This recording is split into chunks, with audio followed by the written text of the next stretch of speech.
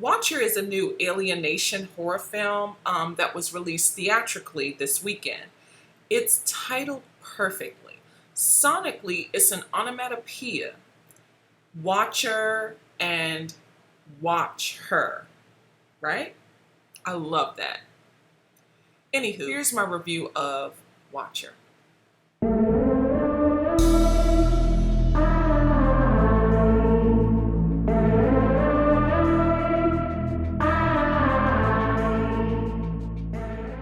Watcher is Chloe Okuno's feature directorial debut, and I gotta say, she brilliantly executed the suspense so timely that every beat will have you on the edge of your seat. This film stars scream queen Maika Monroe, Karl Glusman, and Gorman.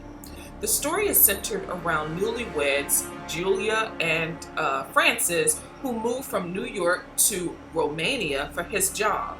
Now, he's fluent in Romanian. He grew up in a Romanian household in the US and learned the language.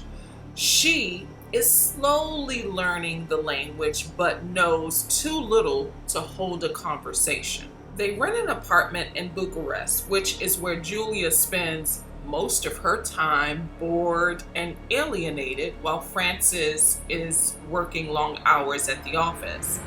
To keep busy during the day, she tours the city but runs out of things to do after a while and wastes away barricaded in the apartment all day. Soon she notices that a creepy tenant across the way is watching her through the window. At first, she thinks it's all in her head, and so do we, but is it? Julia brings this to the attention of her husband Francis, but whenever she points it out to him, this creepy guy is never watching. That's what I love about how director Chloe eloquently builds the suspense to make the audience second guess what it's actually seeing or what's actually unfolding. Is someone watching Julia, or is it all in her head? You start to cave to the idea that Julia is just being paranoid because she's lonely. And it's easy to follow because she's in a new city with a language barrier. She can hardly talk to anyone unless they speak English. No friends at first, no friends, no family, lonely, bored, and I think the general audience can relate to her character being a fish out of water in a way.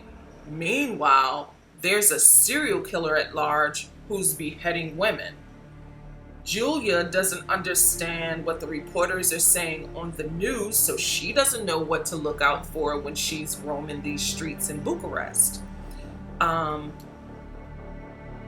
then creepy Watcher dude, played by Gorman, brilliantly played by Gorman, doesn't say much in this film. His dialogue is very limited. I mean, he probably has 10 lines, if that. But he doesn't have to say much. His character portrays what most of us have crafted in our minds about how serial killers or stalkers would look like or act like. His behavior is scarier because he doesn't say much. I mean, that's a credit to Gorman's acting and the screenplay. And I gotta commend director Chloe again, because here's the thing. We never hear serial killers' voices on the news anyway. I mean, maybe if it makes it to trial, but more often than not, we see police sketches of them on the news when they're not caught. And that's exactly what our creepy Watcher looks like in this film and feels like. He feels like a police sketch in 4D, sort of, which makes it convincing that he can actually be the serial killer or the stalker. Chloe and co-writer Zach Ford crafted this extraordinary screenplay that unfolds like a page-turning thriller novel. Creepy Watcher seems to pop up everywhere Julia goes, like a stalker would, but it's delivered in a way to make the audience skeptical of what's actually unfolding. He appears to be doing normal, everyday things, and we, the audience, think, is he suspicious at all? Is Julia just paranoid? Soon enough, Julia starts stalking him. What's he up to? Now, he's convinced us that she's following him. She's the stalker. Now he's the victim. Calculatingly brilliant. It's a cat and mouse chase without any running that becomes a nail-biting thrill ride that will have you on the edge of your seat. The third act is so explosive that your jaw will drop when you realize what was actually unfolding on screen the whole time. Maika Monroe's acting was exceptional in this film. She's conveyed so much emotion and internal anguish with her face. I mean, she delivered a remarkable performance. When you see her performance in this, you're going to want to see everything she's ever been in. She is fantastic in this. Now, there were 2 jump scares so deliberately placed that I had no idea they were coming. You're definitely going to scream at least twice while watching this film. The sound editing and set design contributed to the suspense too, along with the score. This film was beautifully shot and scored.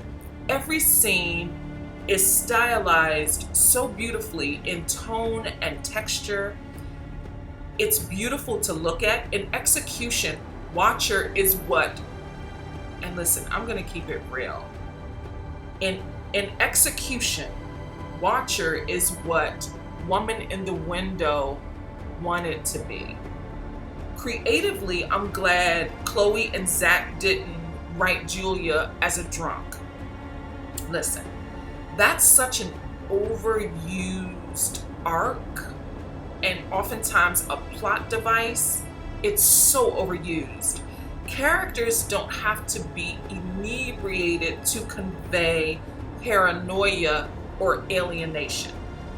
Julia was written as clear-headed as possible, and Maika delivered a performance that still made you doubt her. That's exceptional acting and exceptional writing. I mean, I think Watcher is one of the best thrillers of the year. You have to see this film. On a grading scale, I give Watcher an A. Thank you so much. If you stuck around this long, I certainly appreciate you. Please consider liking, commenting, sharing, and subscribing. And until next time, peace.